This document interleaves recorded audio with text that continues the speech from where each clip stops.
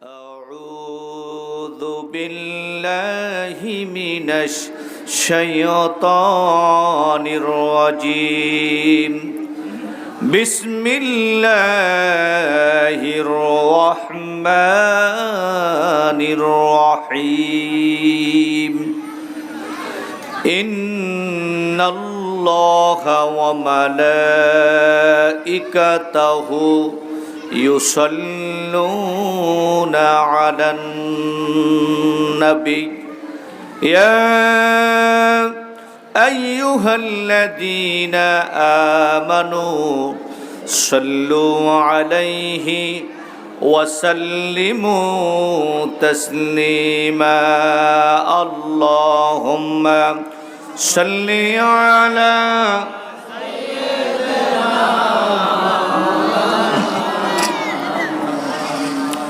وعلى آل سيدنا সবাই গলা ছেড়ে দিয়ে মোহাব্বতের সাথে উচ্চ আওয়াজে আল্লাহুম্মা সাল্লি আলা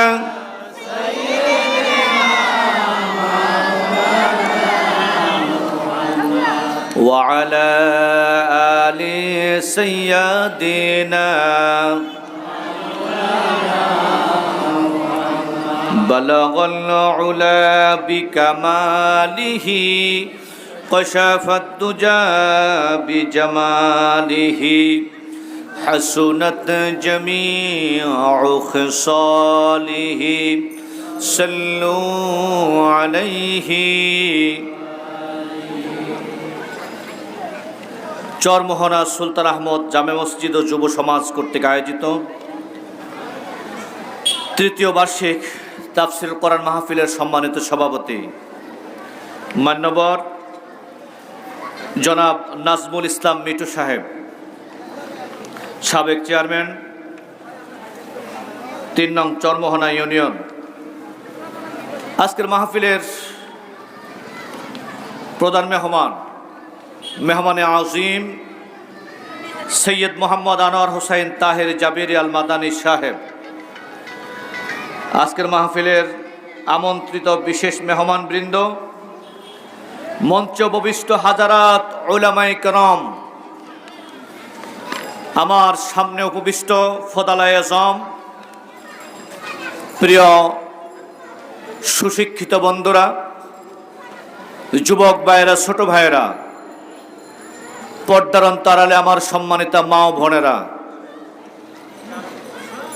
আমি শুরুতেই আপনাদের সামনে আল্লাহ সুবহানাহু ওয়া তাআলার শাহী মসনদের শুকরগুজার করে নিতে চাচ্ছি যে মহান আল্লাহ সুবহানাহু ওয়া তাআলা আমাদেরকে এই মাহফিলে আসার, বসার, কথা বলার এবং শোনার তৌফিক দান করলেন।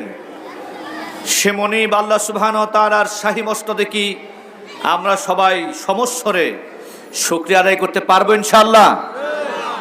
তাহলে সকলেই গলা ছেড়ে দিয়ে পুরুষের মতো কণ্ঠে সবাই উচ্চ আওয়াজে বলি আলহামদুলিল্লাহ। সকলে পড়ুন রব্বানা লাকাল হামদ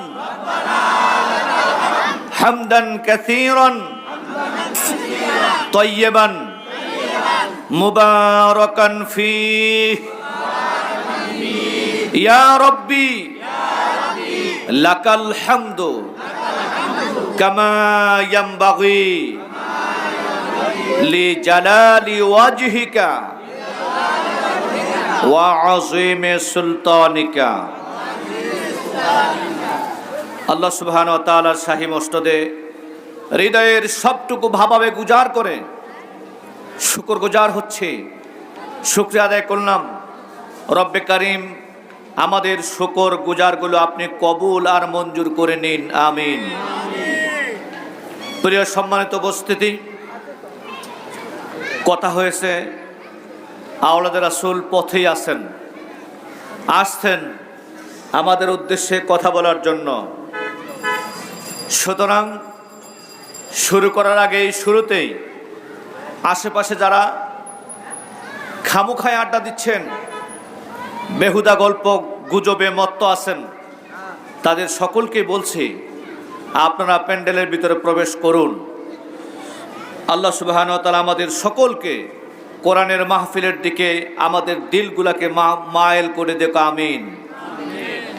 মুআজ্জাজ হাজিরিন, এই পৃথিবীতে আমরা প্রত্যেক ব্যক্তি চাই আমাদের জীবনের উন্নতি, আমাদের পরিবারের জীবনের উন্নতি, আমাদের সমাজ ব্যবস্থার উন্নতি। আমরা চাই এই সমাজে সবচেয়ে ভালো যে লোকটা আছে তার মডেল হিসাবে আমরা নিজেকে গড়ে নিতে চাই, গঠন করতে চাই। আমরা চাই এই সমাজে ভালোভাবে যে চলছে তার পদাঙ্ক অনুসরণ করতে, যাতে করে আমরাও একটু ভালো থাকতে পারি, ভালো খেতে পারি, ভালো হতে পারি। আমাদের যাদের টাকার সংকট, টাকা কমতি রয়েছে, আমরা চাই আমাদের টাকা একটু বেশি হোক। যারা ব্যবসা বাণিজ্য করে বড়লোক হয়েছেন, অনেক টাকা গুছিয়েছেন, আমরা তাদের পদাঙ্ক অনুসরণ করি, যাতে করে আমাদের টাকা পয়সার কোনো কমতি না হয়। যারা স্বাস্থ্যগত দিক থেকে সুস্থ আছেন, তারা কিভাবে তাদের স্বাস্থ্যকে সুস্থ রেখেছেন, আমরা তার পদাঙ্ক অনুসরণ করি আমাদের স্বাস্থ্যকে সুস্থ রাখার জন্য। আমরা বিভিন্ন মানুষের পিছনে হেঁটে হেঁটে এগুলা সংগ্রহ করে শিখে নেই, জেনে নেই, কিন্তু আমাদের উন্নতি, আমাদের পরিবারের উন্নতি, আমাদের সমাজের উন্নতি, আমাদের রাষ্ট্রের উন্নতি কিভাবে করতে হবে, কোন পথে চললে পরে আমাদের সকলের উন্নতি হবে, এই বিষয়টা আল্লাহ সুবহানাহু ওয়া তাআলা কোরআনে হাকিমের ভিতরে স্পষ্ট বর্ণনা করে দিয়েছেন। আলহামদুলিল্লাহ বলবো না? আল্লাহ সুবহানাহু ওয়া তাআলা রাস্তা দেখিয়ে দিয়েছেন কিভাবে চলতে হবে আমাদেরকে, কোন পথে চললে পরে আমরা ইহকালীন কল্যাণ এবং পরকালের নাজাত পেতে পারবো জাহান্নামের পীড়াদায়ক শাস্তি থেকে। আমরা মানুষ যারা আছে, আমাদের চাহিদাই দুইটাই, ইহকালীন কল্যাণ আর পরকালীন জীবনে জাহান্নাম থেকে মুক্তি। আমার মনে হয় আমি যদি ব্যক্তিগতভাবে প্রত্যেককে জিজ্ঞাসা করি, এই দুইটার বাহিরে আমাদের খুব বেশি চাওয়া পাওয়া থাকার কথা নয়। ইহকালীন কল্যাণ চাই আর পরকালে জাহান্নামের আগুন থেকে বাঁচতে চাই। কথা কি বুঝতে পারতেছেন? ইহকালীন কল্যাণ আর পরকালীন মুক্তি কিভাবে হবে, এই বিষয়টা স্পষ্টভাবে আল্লাহ সুবহানাহু ওয়া তাআলা কোরআনে হাকিমে বর্ণনা করেছেন। আলহামদুলিল্লাহ। কোরআন বলেছেন 10টি ফর্মুলার কথা, 3টি বিষয় আপনি যদি নিজের মধ্যে আয়ত্ত করতে পারেন, ধরে নিতে পারেন, আল্লাহ সুবহানাহু ওয়া তাআলা আপনার জীবনকে ধন্য করে দেবেন। সুবহানাল্লাহ। কয়টি কাজ? সবাইকে বলতে হবে কয়টি কাজ? কাজ কি খুব বেশি হয়েছে? বেশি হয়েছে? 1 নাম্বার যে কাজটি করতে হবে সে কাজটি হলো শুধুমাত্র ইবাদত করতে হবে আল্লাহ সুবহানাহু ওয়া তাআলা। 1 নম্বরে শুধুমাত্র কেবলমাত্র ইবাদত করতে হবে কার? আল্লাহ। যে কথাটা আমরা সব সময় ঘোষণা দিয়ে থাকি, প্রত্যেক ওয়াক্ত নামাজের ভিতরে যার বর্ণনা আমরা দিয়ে থাকি, আল্লাহর সামনে মাথা নিচু করে দাঁড়িয়ে দাঁড়িয়ে এই কথাটা আমরা প্রত্যেকদিন নামাজের মধ্যে বলতে থাকি। ইয়্যাকা না'বুদু ওয়া ইয়্যাকা নাস্তাঈন। ইয়্যাকা না'বুদু, সবাই বলেন। সালাতুল মাগরিব আদায় যখন করেছেন, এটা কি তেলাওয়াত করেছেন? কে কে করেন নাই হাত তোলেন দেখি। করেন নাই? করেছেন সবাই? সালাতুল ইশা করার সম্ভাবনা আছে তো? এই হচ্ছে একটি বিষয়। প্রথম নাম্বার কথাই হলো, জীবনকে যদি সাফল্যমণ্ডিত করতে চাই, ইহকালীন কল্যাণ লাভ করতে চাই, 3টি কাজ করতে হবে। এর প্রথম নাম্বার কাজ হচ্ছে ইবাদত হবে শুধুমাত্র কার?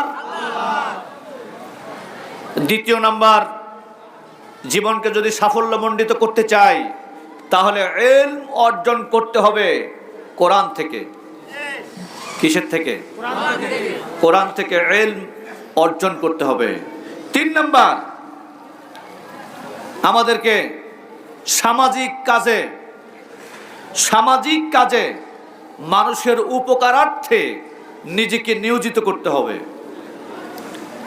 কয়টি কথা বলেছি? ফার্স্ট, প্রথম নাম্বার হচ্ছে কি? ইবাদত। প্রথম নাম্বার কি? ইবাদত। শুধুমাত্র, কেবলমাত্র, একমাত্র ইবাদত করতে হবে কার? দুই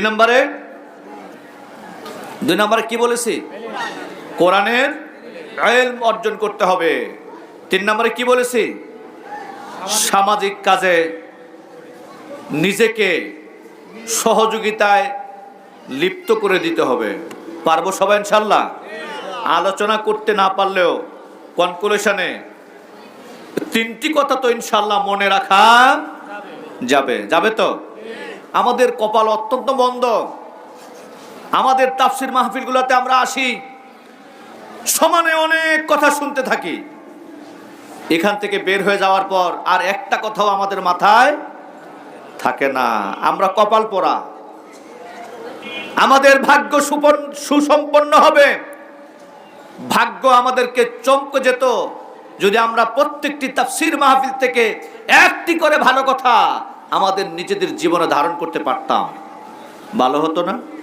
আমরা যারা আছি, এত অঞ্চলে যত মানুষ আছে যার বয়স 40 বছর, এ কমসে কম 40টা তাফসির করার মাহফিল পায় নাই, এমন কি পাওয়া যাবে? নিশ্চয়ই তার থেকে সে বেশি পেয়েছে। কিন্তু এই 40টি তাফসির মাহফিল থেকে যদি 40টি ভালো কথা নিজের জীবনে ধারণ করতে পারত, তাহলে এই তাফসির মাহফিল সার্থক হয়ে যেত, তার ভাগ্যটা সুসম্পন্ন হয়ে যেত, আল্লাহ তার প্রতি অবধারিত কল্যাণ নাজিল করে দিতেন। ঠিক কি না? আমরা আজকে খুব বেশি কথা বলবো না, লম্বা চূড়া বলবো না, সংক্ষিপ্ত আকারে আজকে 3টি কাজ করব। কয়টি কাজ? সবাইকে বলতে হবে কয়টি কাজ? এক নম্বরে ইবাদত। এক নম্বরে কি? ইবাদত। কার? আল্লাহ। 2 নম্বরে কি? ইলম অর্জন করব কোরআন থেকে। 3 নম্বরে কি? সামাজিক কাজে জড়িয়ে পড়ব। আপনি হবেন এই পৃথিবীর রোল মডেল মানুষ। আপনার পদাঙ্ক অনুসরণ করবে অন্য লোকেরা। এই মানুষটা কেমনে এত সুন্দর হলো, কেমনে তার পিছনে মানুষ ঘুরঘুর করতেছে, আমিও একটু দেখি। প্রিয় ভাই সব, বলতেছিলাম, আমরা যদি আমাদের জীবনকে কল্যাণময় করে নিতে চাই, ইহকালীন কল্যাণ চাই আর পরকালীন নাজাত চাই, তাহলে প্রথম নাম্বারের যে কাজটি আমাদেরকে করতে হবে সেই কাজটি হলো ইবাদত করা। ইবাদত শব্দের অর্থ রয়েছে অনেকগুলো। সংক্ষিপ্ত আকারে যদি বলতে চাই, ইবাদত শব্দের অর্থ 1 নম্বর হচ্ছে গোলামি করা, 2 নম্বরে দাসত্ব করা, 3 নম্বরে আনুগত্য করা, মস্তককে নত করে দেওয়া। আমরা ইবাদত শব্দের অর্থটা ভালোভাবে বুঝতে পারি নাই, যার কারণে আমাদের জীবনটা সুসম্পন্ন হচ্ছে না, আলোকমণ্ডিত হচ্ছে না, আলোর জমকানো আমাদের জীবন গুছানো হচ্ছে না, জীবনটার ভিতরে নূর ঢুকছে না, কারণ ইবাদত শব্দটা আমরা বুঝতে পারি নাই। যদি বলা হয় ইবাদত করেন, তাহলে আমরা মনে করি নামাজ পড়তেছি, রোজা রমজান আসলে রাখবো, টাকা পয়সা হলে হজ করতে যাব, মালের মালিক হলে যাকাত দেব। আমরা মনে করছি এই কয়টা জিনিস হচ্ছে ইবাদত। ঠিক কিনা? ঠিক কিনা? তার মানে হচ্ছে, এক কথায় যদি আমি বলতে চাই, বলতে পারবো এই কথা, আমাদের ধারণা হচ্ছে নামাজ পড়া, রোজা রাখা, হজ করা, যাকাত দেওয়া, আমরা এই কিছু সংখ্যক অনুষ্ঠানকে নিজেরা ইবাদত মনে করে নিয়েছি। কিন্তু এর বিপরীত যদি আমি আরেকটা বলি, এই বিষয়গুলা যেমনিভাবে ইবাদত আমরা মনে করেছি, এইগুলা প্রত্যাখ্যান করা, এর থেকে বিরত থাকার নামও ইবাদত। এর থেকে বিরত থাকার নামও কি? সবাই বলতে পারেন নাই। আর বলতে পারেন এই কারণে অনেকের মনে চিন্তা হলো, এতদিন শুনেছি নামাজ পড়ার নাম ইবাদত, আজকে আবার তার বিপরীত, নামাজ না পড়ার নাম ইবাদত। রোজা রাখার নাম শুনেছি জীবনে ইবাদত, আজকে আবার নতুন শুনলাম রোজা না রাখার নাম ইবাদত। তাহলে কেমনে হলো? জবাব তো স্বাভাবিকভাবে না আসারই কথা। প্রিয় ভাই সব, আমাদের জীবনের লক্ষ্যে পৌঁছার পথে বাধা একটাই, যে আমরা মানুষেরা ইবাদত কাকে বলে, কটুক করলে বলে আমরা সেই বিষয়টা সম্পর্কে অবগত নই। আজকে শুনে যেতে হবে ইবাদত কাকে বলে। নামাজ পড়ার নাম যেমনি ভাবে ইবাদত, নামাজ না পড়ার নাম কেমনি ইবাদত হয়। কান খুলে শুনুন, মনোযোগ সহকারে শুনুন। আপনাকে আল্লাহ রাব্বুল আলামিন সব সময় নামাজ পড়ার জন্য বলেছেন, কিন্তু তিনটা সময় রয়েছে যেই সময় আপনাকে নামাজ পড়াকে আল্লাহ রাব্বুল আলামিন হারাম করে দিয়েছেন। সব সময় রোজা রাখবেন। বৎসরে ৩৬৫ দিনের ভিতরে 5টা দিন নির্ধারিত রয়েছে, সেই 5টা দিন মুসলমানদের জন্য রোজা রাখা হারাম। কথা কি শুনতেছেন নাকি সবাই? ঠিক তেমনি ভাবে, তার মানে আমি বুঝাতে চাইলাম, নামাজ পড়ার নাম যেমনি ইবাদত, নামাজ না পড়ার নামও। সবাই বলতে পারেন নাই। রোজা রাখার নাম যেমনি ভাবে ইবাদত, রোজা না রাখার নামও হচ্ছে ইবাদত। তার মানে হচ্ছে, এক কথায় যদি বলতে চাই, বলতে হবে এমন, আল্লাহর হুকুমটা মেনে নেওয়ার নামই হচ্ছে ইবাদত। আল্লাহর হুকুমটা মেনে নেওয়ার নাম কি? সবাইকে বলতে হবে কি? প্রিয় ভাই সব, এই ইবাদত কি আমরা সবাই করতে রাজি আছি নাকি? কি করব? নামাজ পড়বো শুধু নাকি? হ্যাঁ, শুধু রোজা, শুধু হজ, শুধু যাকাত? তার মানে কি? এর বিপরীত গুলা করার নামও। তার মানে হচ্ছে, ফাইনাল কথা, আল্লাহর হুকুম মানার নামই হচ্ছে। সবাই বলেন নাই। আল্লাহর হুকুম মানার নাম কি? আল্লাহ যেখানে বলেছেন হা করতে হবে, যেখানে বলেছেন না আরো বেশি করে করতে হবে। সবাই জবাব দেন নাই কি? যেখানে বলেছেন হা করব, যেখানে বলেছেন না বলেন সবাই। যদি তাই হয়, যেখানে হা বলেছেন যদি করতে পারি, যেখানে না বলেছেন যদি মেনে চলতে পারি, দূরে থাকতে পারি, বিরত থাকতে পারি, তাহলে সেইটাই হয়ে যাবে আমার জন্য ইবাদত। বুঝে আসছে নাকি? বুঝে আসছে নাকি? তার মানে আজকে থেকে সেই ব্যাখ্যা আমরা দেব না, নামাজ পড়ার নাম শুধু ইবাদত, রোজা রাখার নামই শুধু ইবাদত, এইটা নয়। বরং এই ব্যাখ্যা দেব, ইবাদত শব্দের ব্যাখ্যা, পরিপূর্ণ ব্যাখ্যা হচ্ছে আল্লাহর হুকুম মেনে চলার নামই হচ্ছে। সবাইকে বলতে হবে, এই ইবাদতকে আমরা সবাই করতে রাজি আছি নাকি? দেখুন তাকায়া, আমাদের জাতির পিতা হযরত ইব্রাহিম আলাইহিস সালাম, নাম শুনছেন কখনো? নাম শুনছেন? কি নাম? ইব্রাহিম আলাইহিস সালাম, যার সম্পর্কে বিশ্বনবী মুহাম্মদুর রাসূলুল্লাহ সাল্লাল্লাহু আলাইহি সাল্লাম বলেছেন, তিনি ছিলেন খয়রুল বারিয়া। খয়রুল বারিয়া, তিনি ছিলেন পৃথিবীর মধ্যে শ্রেষ্ঠ মানুষ। সুবহানাল্লাহ। আমরা আজকে তার জীবন জানবো, তার রোল মডেল কি ছিলেন, তার মডেল আদর্শে আদর্শিত হব। রাজি আছি সবাই?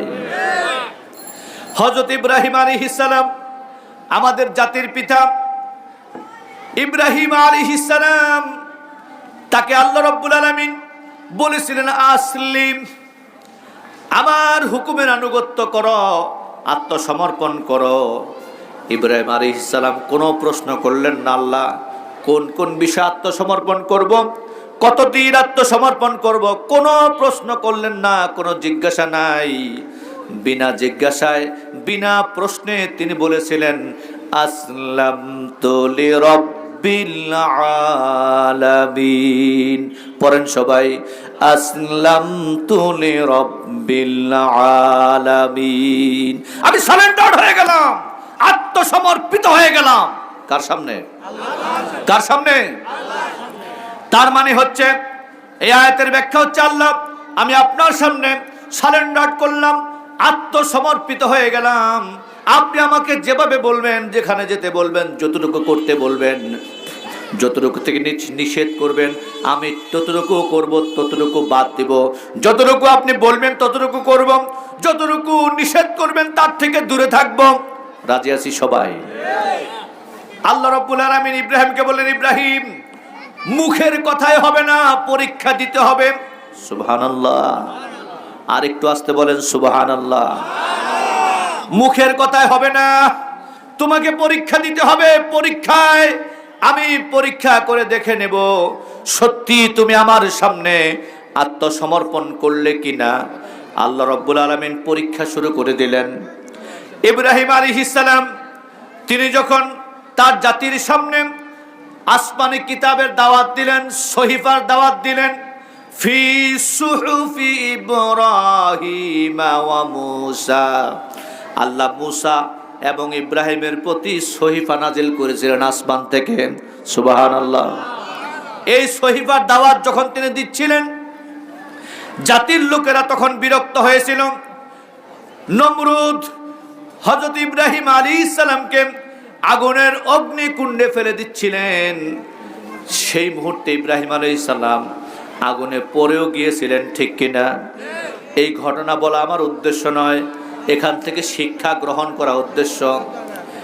ইব্রাহিম আলাইহিস সালাম আল্লাহর সামনে সারেন্ডার এমন ভাবে করলেন, ফেরেশতা এসে জিজ্ঞাসা করলেন, ও ইব্রাহিম আপনি আমার কাছে সাহায্য চান, আমি আপনাকে সাহায্য করতে এসেছি।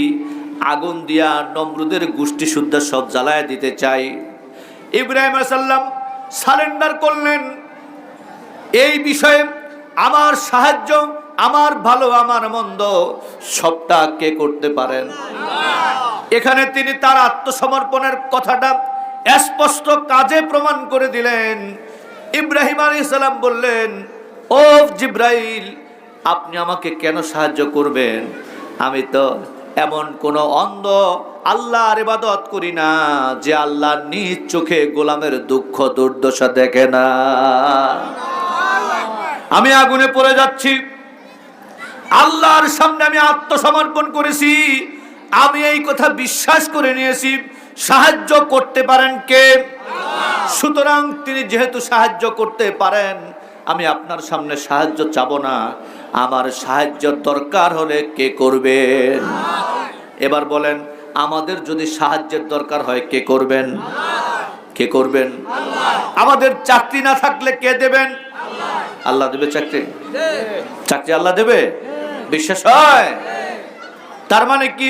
তার মানে হচ্ছে চাকরিটাকে আল্লাহ রাব্বুল আলামিন আপনার আমার কাছে সহজলভ্য করে দেবে। রাসূল কারীম সাল্লাল্লাহু আলাইহি ওয়াসাল্লাম বলেছেন, তোমার জুতার স্যান্ডেলের একটা ফিতাও যদি ছিঁড়ে যায় তাহলে তোমরা মানুষের কাছে সাহায্যের আবেদন করবে না, সাহায্যের আবেদনটা করবে শুধুমাত্র আল্লাহর কাছে। তার মানে হচ্ছে জুতার ফিতা, স্যান্ডেলের ফিতা জিবরাইল আসমান থেকে এনে দিয়ে যাবে না? অবশ্যই না, জিবরাইল আসবে না। বরং বিশ্বনবী মুহাম্মদুর রাসূলুল্লাহ সাল্লাল্লাহু আলাইহি সাল্লাম বলেছেন, জুতার ফিতাটা কিনার মতো তৌফিক আল্লাহ আপনাকে দিয়ে দেবে। এখানে শিক্ষা হলো, হযরত ইব্রাহিম আলাইহিস সালাম সারেন্ডার করেছিলেন কার সামনে? এখানে আগুনের ভিতরে সাহায্য কে করবেন? আগুনের প্রতি আল্লাহ রাব্বুল আলামিন নোটিশ জারি করে দিলেন, ইয়া নার কুনি বারদাও ওয়া সালামুন আলা ইব্রাহিম। আল্লাহু আকবার। আগুন আমার ইব্রাহিমের জন্য শান্তিদায়ক, ঠান্ডা হয়ে যাও। আগুন জ্বলছে কিন্তু ইব্রাহিম তার ভিতরে বসে আছে। আল্লাহ রাব্বুল আলামিন ইব্রাহিমের জন্য আগুনকে শান্তিদায়ক করে দিয়েছিলেন। সুবহানাল্লাহ। শুধু তাই নয়, কিয়ামত পর্যন্ত আজকের পৃথিবীর কোন নমরুদ যদি এই পৃথিবীর কোন আজকের জমানার কোন ইব্রাহিমকে আগুনে ফেলে দিতে চান, আল্লাহ এখন আর নাই, সাহায্য তেমনটা করতে পারবেন না, পারবেন না। বিশ্বকবি আল্লামা ইকবাল খুব সুন্দর করে বললেন, আজ বি হোক জুদি রহিম কা হিমা পয়দা, আফকার শক্তি হো এক আন্দাজে বুলিস্তা পয়দা। আজ যদি কোন নমরুদ কোন ইব্রাহিমকে আগুনে ফেলে দিতে চায়, আল্লাহ আজও আছেন এই ইব্রাহিমের জন্য এই আগুনকেও ফুলের বাগান বানায় দিতে পারে। প্রিয় ভাই সব, ইব্রাহিম আলাইহিস সালামের পরীক্ষা শুরু হলো। কিছুদিন পর তার একটা সন্তান পৃথিবীতে আসলো, নাম হলো ইসমাইল আলাইহিস সালাম। শুনতেছেন সবাই? ৮৬ বছর বয়সে হযরত ইব্রাহিম আলাইহিস সালাম তার একটা সন্তান পৃথিবীতে আসলো। আল্লাহ রাব্বুল আলামিন তাকে বললেন, ইব্রাহিম রে যাও, তোমার সন্তানটা আর তোমার স্ত্রী এই দুইজনকে মরুভূমির ধুধু বালু প্রান্তরে রেখে আসো, আমি তোমাকে দেখে নিতে চাই তুমি কেমনটা আত্মসমর্পণ করেছো, আমার হুকুম মানো নাকি। কথা কি শুনতেছেন নাকি? আমি ইব্রাহিম তোমাকে দেখে নিতে চাই, আমার হুকুম তুমি কতটুকু মানো, আমার গোলামি কেমন করো, আমার দাসত্ব কেমন করো, আমার ইবাদত তুমি কেমন করো, আমি দেখে নিতে চাই। এবার আল্লাহ রাব্বুল আলামিন যখন অর্ডার করলেন, কলিজার টুকরা সন্তান যা তুমি ৮৬ বছর বয়সে পেয়েছো, এই সন্তান আর তোমার স্ত্রী হাজের, আরেক বর্ণনা এসেছে হাজেরা, দুই ধরনের বর্ণনা এসেছে, তাকে নিয়ে রেখে আসো আরবের ধুধুবালু মরু প্রান্তরে। হাদিস শরীফে এসেছে রাসূল কারীম সাল্লাল্লাহু আলাইহি সাল্লাম বলেছেন, তাকে কাবাগরের ভিটির ভিতরে রেখে যাওয়া হয়েছিল।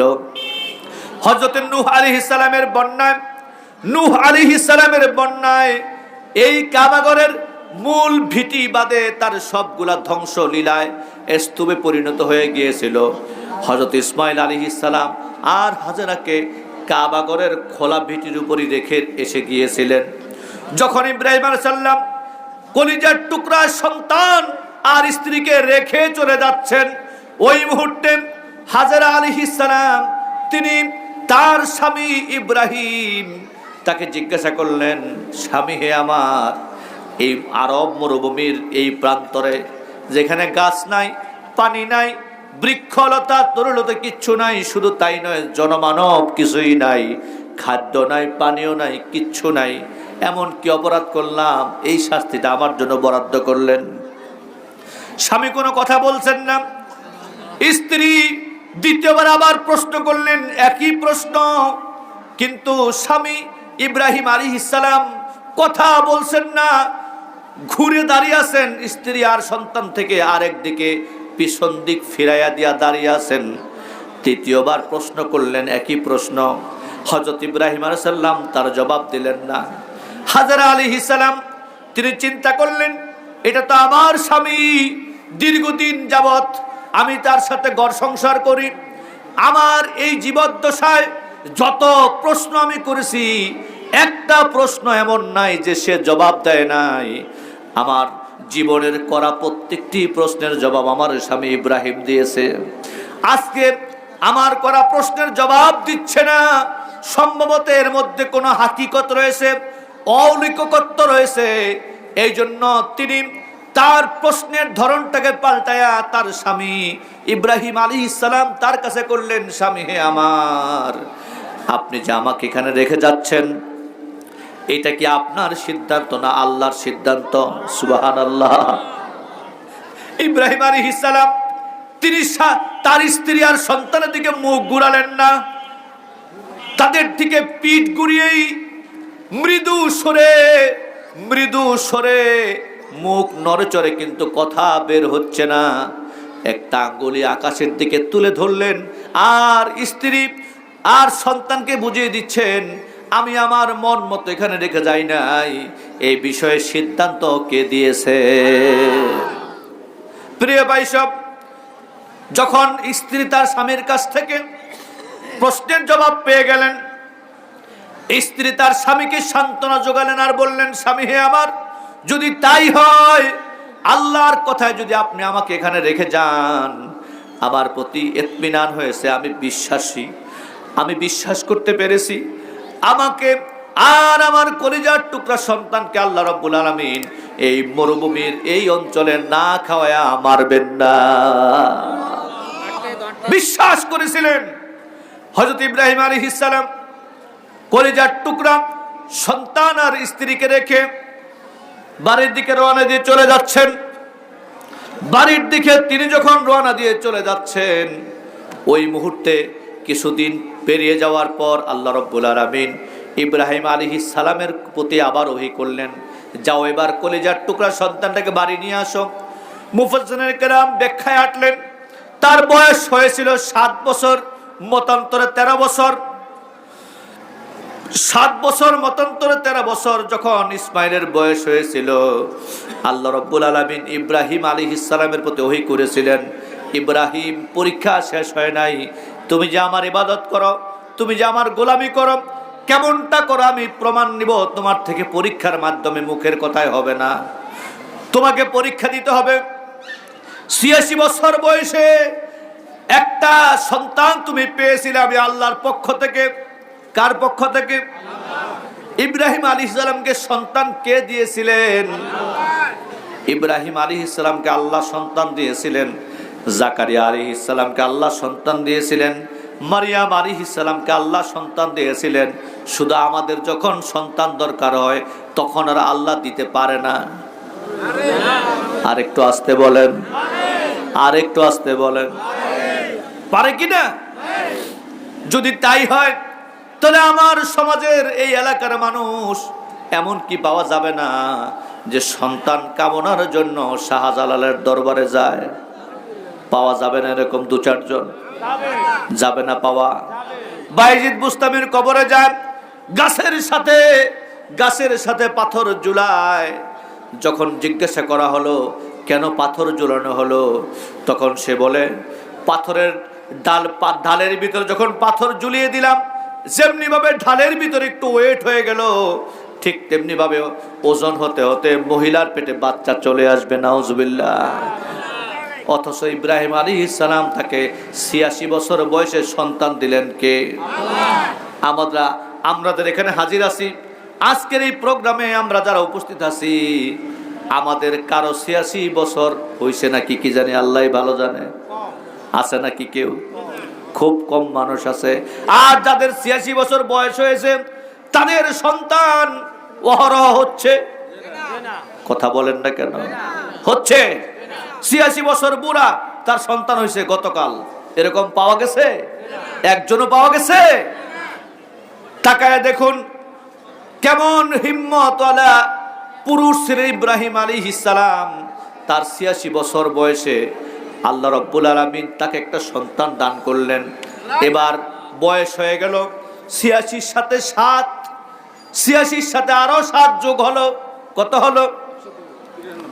93। কত হলো? এই 93 বছর বয়সে আল্লাহ রাব্বুল আলামিন ইব্রাহিম আলাইহিস সালামের প্রতি ওহী করলেন, তোমার সবচেয়ে প্রিয় বস্তুটা আমার জন্য কুরবানি করে দাও, আমার জন্য উৎসর্গ করে দাও, আমাকে দিয়ে দাও। ইব্রাহিম আলাইহিস সালাম বুঝতে পারলেন এই পৃথিবীতে আমার ভালোবাসার সবচেয়ে ভালো প্রিয় বস্তু হচ্ছে আমার কলিজার টুকরা সন্তান। আল্লাহ আমাকে সেইটাই জমা করতে বলতেছেন। সুবহানাল্লাহ। এবার পিতা ইব্রাহিম আলাইহিস সালাম কলিজার টুকরা সন্তান ইসমাঈলের সাথে পরামর্শ করলেন, কথা বলতে চাইলেন, পরামর্শ নয়, তিনি তার সন্তানের সাথে আলাপ করতে চাইলেন। ইয়া আবাতি ফাল মা তুমারু ইয়া বুনাইয়া ইন্নী আরা ফিল মানাম আন্নী আযবাহুক ফানজুর মাযা তারা।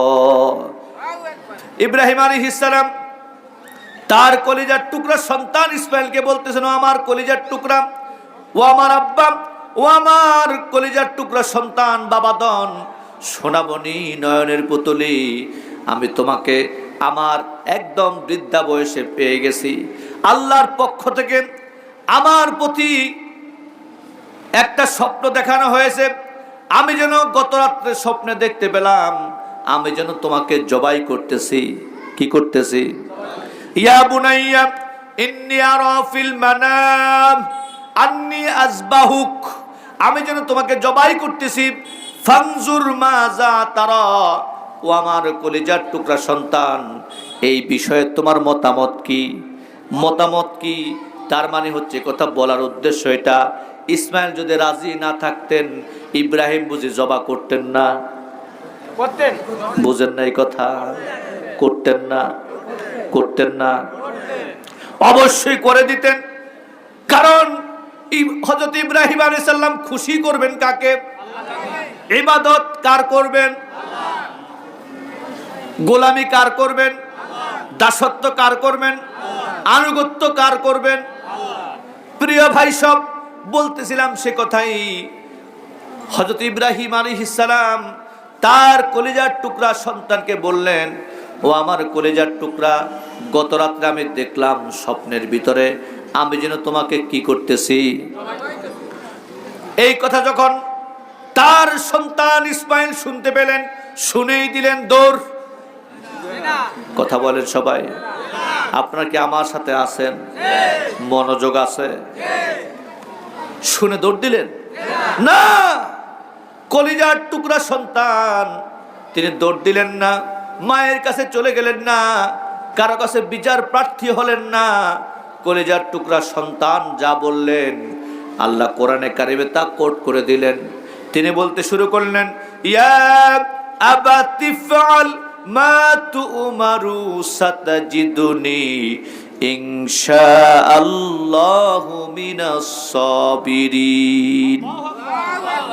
ও আমার আব্বাজান, ইয়া আবাতি ফাল, ও আমার আব্বাজান, আপনি যে বিষয়ে আদিষ্ট হয়েছেন, আপনি যে বিষয়ে আদিষ্ট হয়েছেন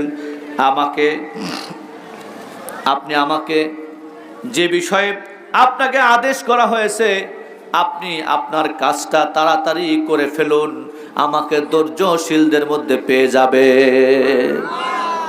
তার মানে ইসমাইল আলাইহিস সালাম রাজি হয়ে গেলেন। বুঝতেছেন? ইব্রাহিম তো আগে থেকেই রাজি।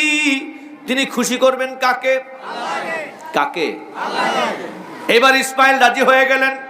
কোরআন বলছে, ফালাম্মা আসলামা ওয়া তাল্লাহু লিল জাবিন, পিতার পুত্র উভয়ে যখন রাজি হয়ে গেলেন, দুজনেই চললেন মিনার প্রান্তরের দিকে। একজন আল্লাহর খুশির জন্য নিজের সবচেয়ে প্রিয় বস্তুকে জবাই করে দেবেন, আরেকজন আল্লাহর খুশির জন্য নিজের জীবনকে বিলিয়ে দেবে। কার খুশির জন্য? সবাইকে বলতে হবে কার খুশির জন্য। এখানে হযরত ইসমাইল আলাইহিস সালাম তিনি বললেন, ইয়া আবাতি ফাআল মা তুমারু, আপনাকে যে বিষয়ে আদেশ করা হয়েছে। অথচ ইব্রাহিম কথা বলতে গিয়ে কিন্তু তাকে আদেশ করা হয়েছে এটা বলেন নাই। তিনি বলেছিলেন, আমি স্বপ্নে দেখেছি আমি যেন তোমাকে জবা করতেছি। ঠিক কিনা? বুঝতেছেন কথা? তিনি বলেছে, আমি স্বপ্নে দেখলাম আমি যেন তোমাকে জবা করতেছি। কিন্তু ইসমাইল বলতেছেন, ইয়া আবাতি ফাআল মা তুমারু, আপনি যে বিষয়ে আদিষ্ট হয়েছেন। কথা দুই রকম। ঠিক কিনা? কথা দুই রকম কিনা? তার মানে ইসমাইল যদিও তার বয়স 7 বছর, তিনিও আল্লাহর নবী। যিনি পিতা তিনিও পয়গাম্বর, যিনি পুত্র তিনিও পয়গাম্বর। হযরত ইসমাইল আলাইহিস সালাম ছোটবেলায় তার এইটুকু বুঝ ছিল, তিনি বুঝতে পেরেছিলেন আমার আব্বা একজন পয়গাম্বর। পয়গাম্বরের স্বপ্ন ওহী, পয়গাম্বরের স্বপ্ন যেহেতু ওহী, সুতরাং এই বিষয়টা আমার পিতার সাথে সম্পর্কিত নয়, শুধু এইটা আদেশ করেছেন একমাত্র কে? এবার তারা দুজনে যখন রাজি হয়ে গেলেন, মিনার প্রান্তরে চলে যাচ্ছিলেন, ওই মুহূর্তে জিবরাইল আলাইহিস সালাম তাদের সাথে সাথে হেঁটে হেঁটে যাচ্ছিলেন। শয়তান এসে ইসমাইলের কানের কাছে মুখ লাগায় বললেন, সরে যায় এখান থেকে। কি বলেছিলেন? সরে যায় এখান থেকে, তোর আব্বা তোকে জবাই করে দেবে। কার খুশির জন্য? কথা বুঝতেছেন? আজকের পৃথিবীতে এইরকম সরে যাও, বসে যাও, এরকম কথা অনেক মানুষকে বলবে। এইটুক করা দরকার, কে এইটুক না করলে চলে না, তুমি সরে যাও তাহলে তো সমস্যা হয় না। এরকম কথা আমাদের সমাজেও মানুষ যে বলবে, এই দৃশ্যটা আল্লাহ আগেই রচনা করে রেখেছেন আমাদের সবকেয়াদের জন্য, বোঝার জন্য।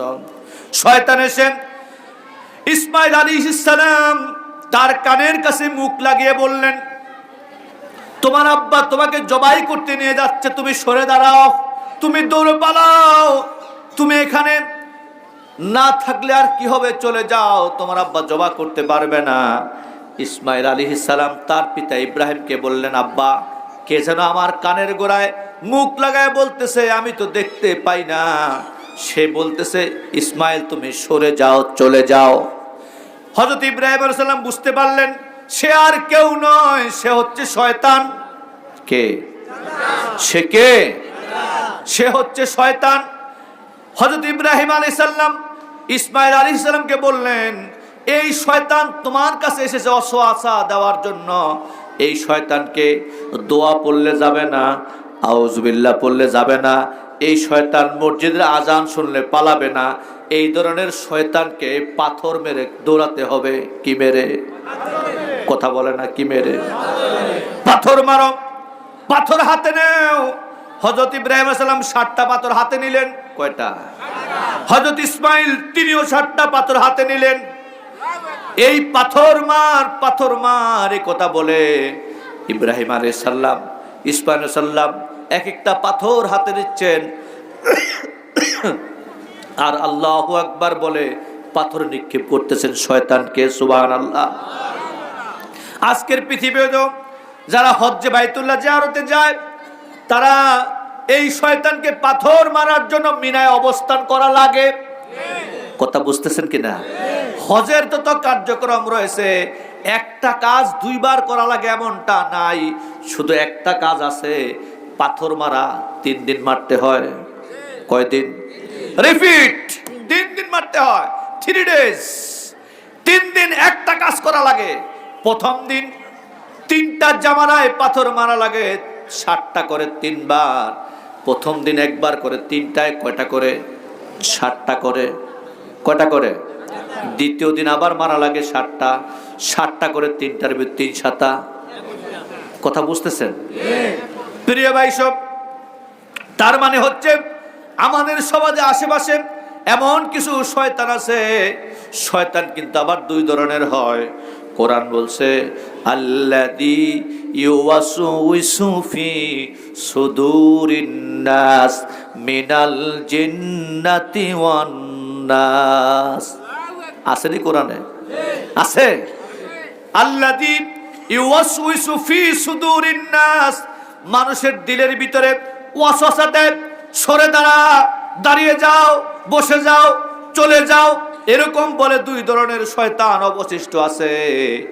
মিনাল জিন্নাতি ওয়ান নাস, কিছু আছে জিন থেকে, আর কিছু আছে, সবাই বলেন, সবাই বলেন, কিছু আছে জিন থেকে, কিছু আছে শয়তান। জিন যেটা হাদিস শরীফ এসেছে, রাসূল করিম সাল্লাল্লাহু আলাইহি সাল্লাম বলেছেন, মসজিদের মিনার থেকে যখন মুয়াজ্জিন আযান দেয়, শয়তান পিছনের রাস্তার বাতাস ছাড়তে ছাড়তে দৌড়ায়।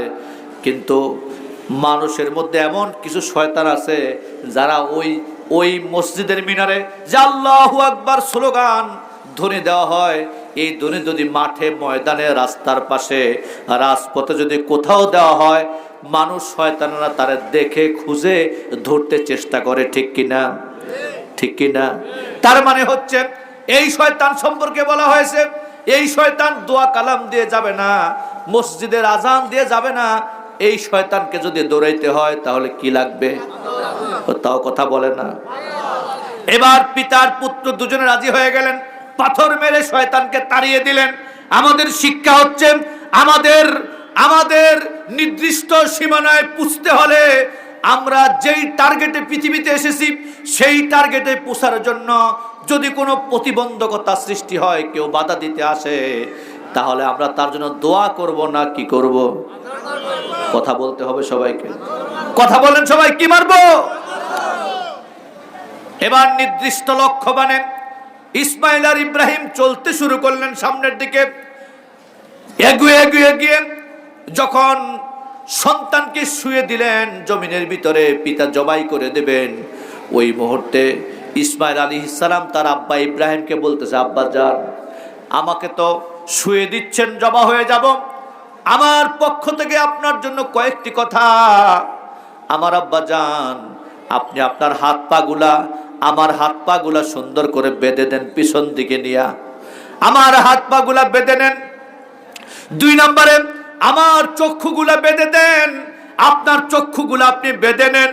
3 নম্বর, আমি জবা হয়ে যাওয়ার পর আমার রক্ত মাখা জামাটা যখন এই মিনার প্রান্তরে পরে থাকবে, আমার দেহটা, আমার রক্ত মাখা জামাটা নিয়া হাজেরার কাছে নিয়া বলবেন, হাজেরা তুমি কেঁদো না, তোমার সন্তান আল্লাহর হুকুমের সামনে শহীদ হয়ে গিয়েছে, তোমার সন্তান চলে গেছে, তোমার সন্তানের জন্য দুঃখ করো না, কষ্ট পেও না, তোমার সন্তান পৃথিবী থেকে বিদায় হয়ে গেলেও জান্নাতের সিঁড়িতে তোমার সন্তানের সাথে দেখা হয়ে যাবে। প্রিয় ভাই সব, যখন সন্তানের হাত পা গুলা বেঁধে নিলেন আর নিজের চক্ষু, সন্তানের চক্ষু বেঁধে দিলেন, জবা যখন শুরু করে ফেলবেন, তখন ইসমাইল আলাইহিস সালাম তার আব্বা ইব্রাহিম আলাইহিস সালামকে আবার বলতে লাগলেন, আব্বা যান, একটু অপেক্ষা করেন, একটু অপেক্ষা করেন, আপনি আমার হাত পায়ের বাঁধনগুলা ছেড়ে দেন, চোখের বাঁধন যা আছে যেমনি আছে থাকুক। হাত পায়ের বাঁধন কেন ছাড়তে বললে? একটু আগে বাঁধতে বললে কেন? এখন আবার ছাড়তে বলতেছে কেন? ইসমাইল আলাইহিস সালাম বলতে লাগলেন, আব্বা যান, আপনি যদি আমাকে হাত পা বেঁধে এখন জবা করেন, কিয়ামতের দিন কঠিন হাসরের ময়দানে আল্লাহর সামনে যখন আপনিও হাজির হবেন, আমিও হাজির হব, সেদিন হয়তো আল্লাহ আমাকে প্রশ্ন করে বসবেন, ইসমাইল রে, তুমি বুঝি আমার হুকুমের সামনে জবা হতে রাজি ছিলে না, যার কারণে তোমার আব্বা তোমার হাত পা গুলা বাইদা জবা করছে। সুবহানাল্লাহ।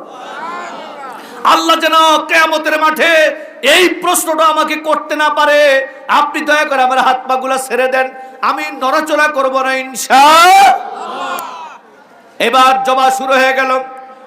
পাশ থেকেই সালাম জানালো, সালামুন আলা ইব্রাহিম কদ সাদ্দাকতার রুয়া ইন্না কাযালিকা নাযিল মুহসিনিন। আল্লাহু আকবার। প্রিয় ভাই সব, আল্লাহর ইচ্ছা নয় ইসমাইল জবা হয়ে যাক, ইসমাইল জবা হয়ে যাক, এটা কি আল্লাহর ইচ্ছা নাকি? কেমনে আল্লাহর ইচ্ছা হবে? আল্লাহ রাব্বুল আলামিন ইব্রাহিম আলাইহিস সালামকে 2টা সন্তান দান করেছিলেন। একটা দিয়েছিলেন 86 বছর বয়সে, যার নাম ইসমাইল, আরেকজন দিয়েছিলেন 100 বছর বয়সে, তার নাম হচ্ছে ইসহাক। কি কথা বলেন সবাই? ইব্রাহিম আলাইহিস সালামের বয়স যখন 100 বছর বয়স, তখন তাকে আরেকটা সন্তান দিয়েছিলেন, তার নাম হলো ইসহাক। এই পৃথিবীতে বেশিরভাগ নবী এসেছে হযরত ইব্রাহিম আলাইহিস সালামের ছেলে আর নাতির বংশ পরস্পরায়। কথা কি বুঝতেছেন নাকি? এর মধ্যে বেশিরভাগ নবী এসেছে ইসহাকের চ্যানেলে। চ্যানেল ছিল 2টা। এই ধরেন ইব্রাহিম আলাইহিস সালাম এখানে, এই দিকে ইসমাইল চলে গেছে, এই দিকে ইসহাক চলে গেছে।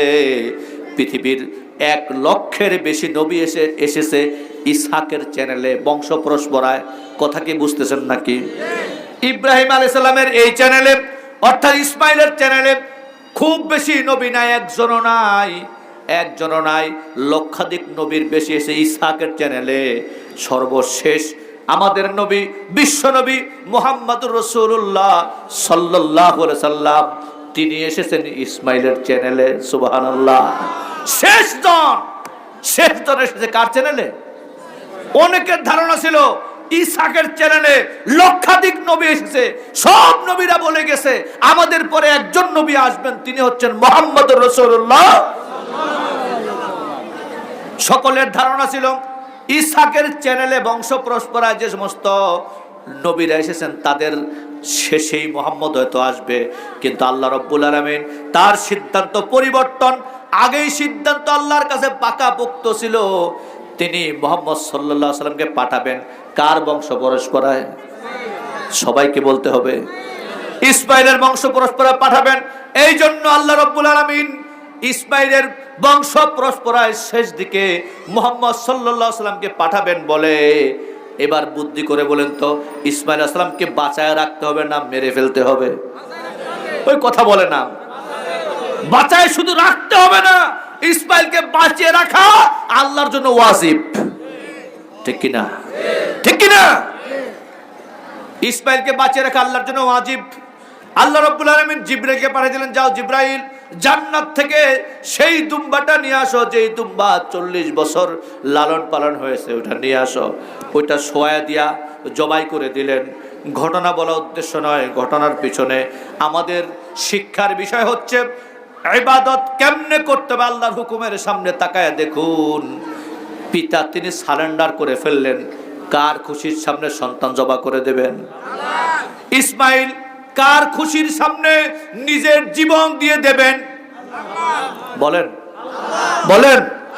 শয়তান এখানে সুবিধা করতে না পারে, তার মা হাজারার কাছে চলে গিয়েছিলেন, গিয়ে বললেন, হাজারা তুমি তো জানো না, তুমি তো ঘরে আসো, বাড়িতে আসো, তোমার কলিজার টুকরা সন্তানটা ইব্রাহিম নিয়ে গেছে জবা করে দেওয়ার জন্য।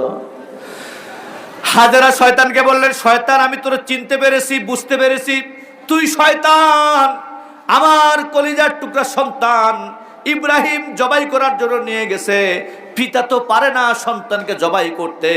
যদি তোর কথা সত্যি হয়, পিতা যদি সন্তানকে জবাই করতে নিয়ে থাকে, তাহলে আমি বিশ্বাস করি আল্লাহর অর্ডার হয়েছে। সুবহানাল্লাহ। কার অর্ডার হয়েছে?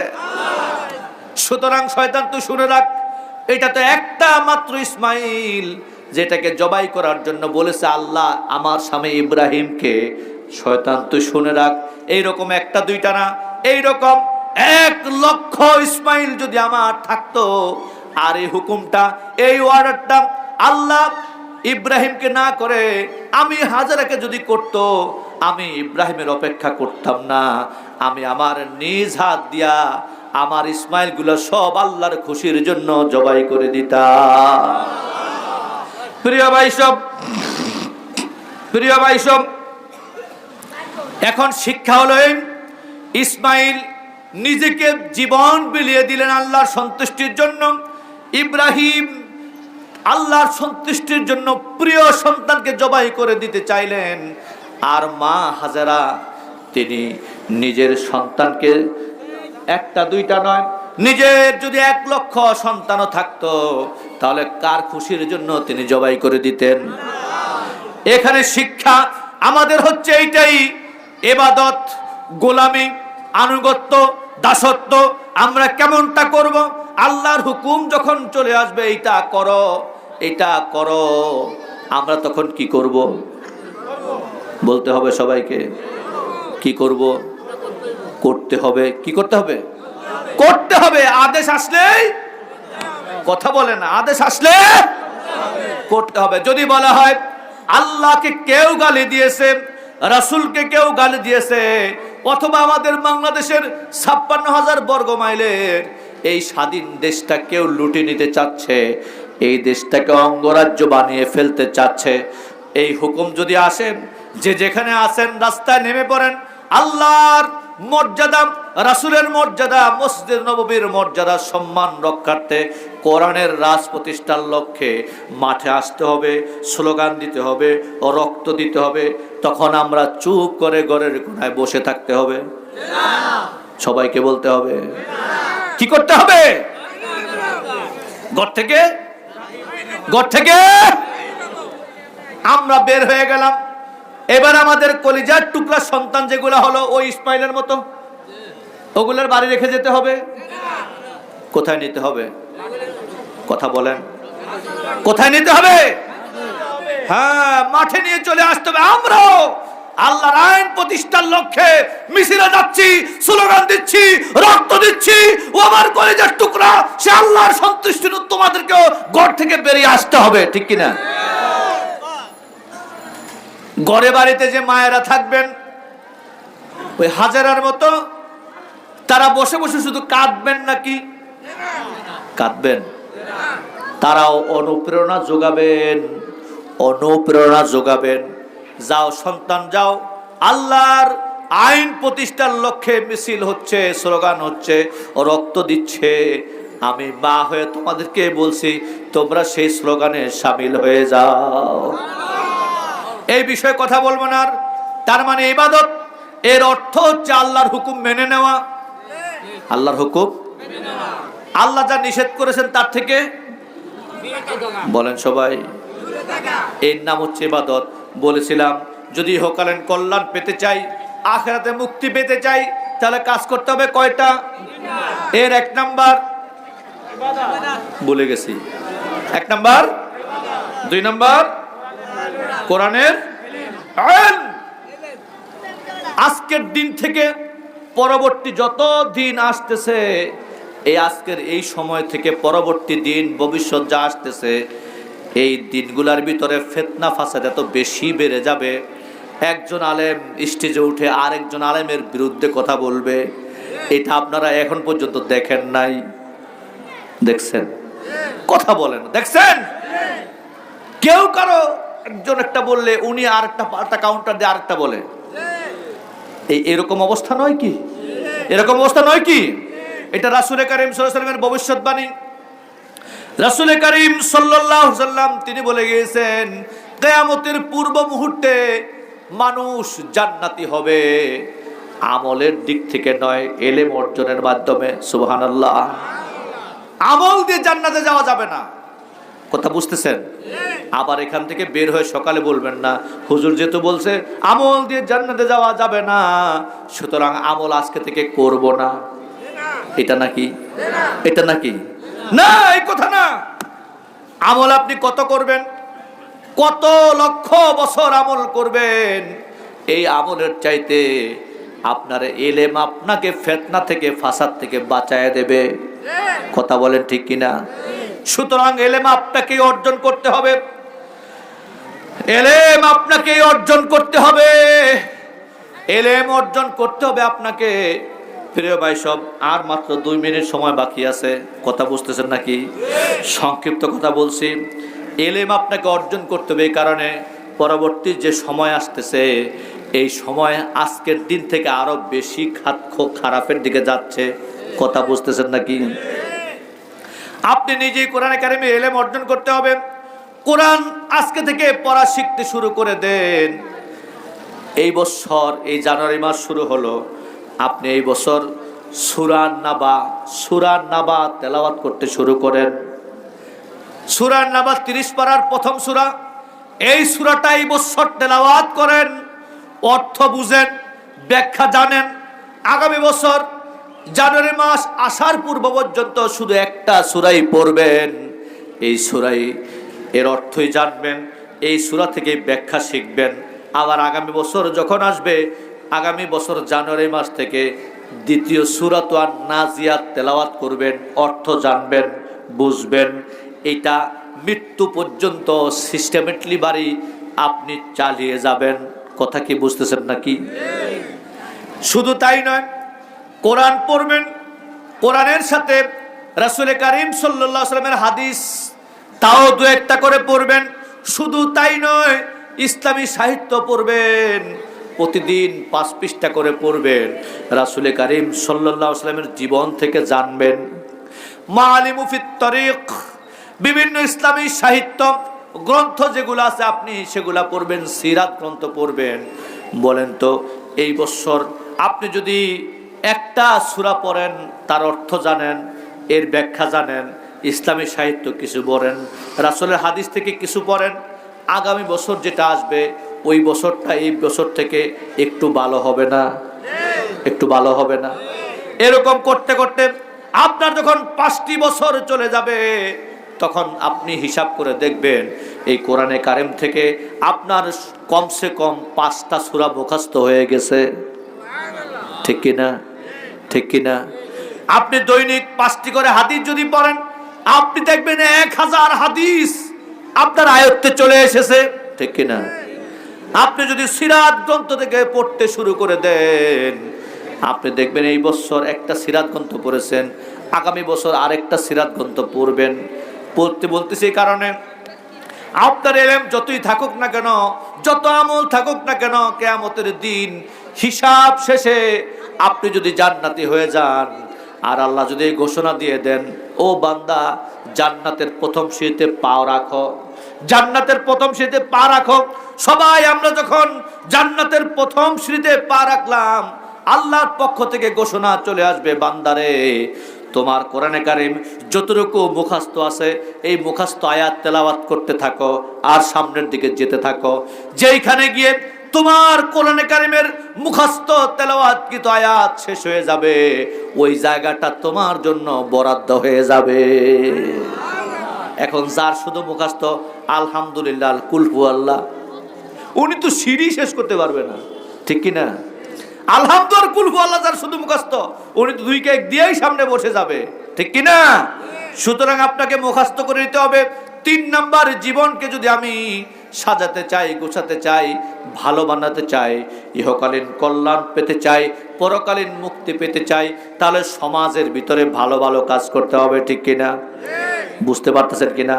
জনকল্যাণমূলক কাজ করতে হবে, মানুষকে দেখানোর জন্য নয়, মানুষকে দেখানোর জন্য নয়, মানুষের উপকার করব গোপনে। কিভাবে? আল্লাহ আমাদেরকে 3টি কাজ করার মতো তৌফিক দান করুক। 3টি কাজ করতে পারবো ইনশাআল্লাহ? পারবো। 1 নম্বরে কি? ইবাদত। 1 নম্বরে কি? ইবাদত। কার? মাঝে মধ্যে পীর সাহেবের হুকুম মানতে হবে। শুধু কার? পীর সাহেব বলছে জিকির করবে এমনে এমনে, এটা মানতে হবে। শুধু কার? হ্যাঁ, পীর সাহেবরা তখন মানবো যখন দেখবো তার কথা আল্লাহ আর তার রাসূলের কথার সাথে মিলে। ঠিক কিনা? 2 নম্বরে কি? কোরআন। কোরআন থেকে ইলম। 3 নম্বরে সামাজিক কাজে নিজেদেরকে এগিয়ে আসতে হবে। আল্লাহ আমাদেরকে 3টি কাজ করার, নিজের জীবনকে সাফল্যমণ্ডিত করার, ইহকালীন কল্যাণ এবং পরকালে জাহান্নামের আগুন থেকে বাঁচার তৌফিক দান করো। হাজামা ইনদি ওয়াল ইলমু ইনদাল্লাহ তাওয়াক্কালতু ওয়া ইলাইহি উনীব। আসসালামু আলাইকুম ওয়া রাহমাতুল্লাহি ওয়া বারাকাতুহু।